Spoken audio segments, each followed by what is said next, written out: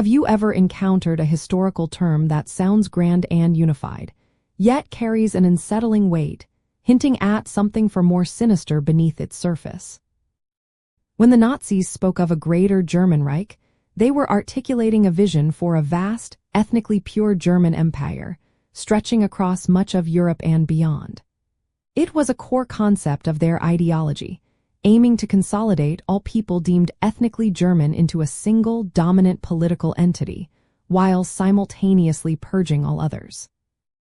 This ambition was deeply rooted in 19th-century pan-Germanic nationalism, which advocated for the political unification of all German-speaking populations. However, the Nazis warped this concept by injecting a virulent racial ideology.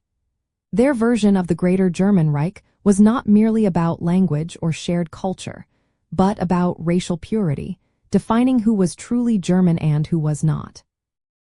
This meant the exclusion and systematic persecution of anyone deemed undesirable, particularly Jews and Slavs, while actively seeking to expand German territorial control to gain Lebensraum, or living space, especially in Eastern Europe.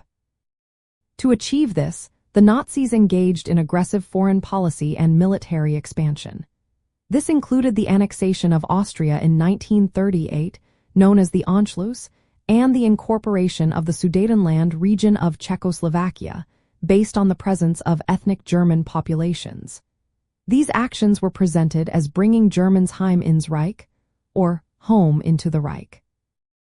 The subsequent invasion of Poland in 1939, initiating World War II, was a direct continuation of this expansionist drive for more territory and resources under German control, establishing a new order dominated by the Aryan, master race, or Herrenvolk.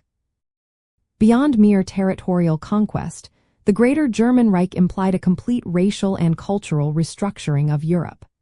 This meant not just political subjugation, but a demographic transformation, with German settlers colonizing conquered lands and existing populations either expelled, enslaved, or exterminated.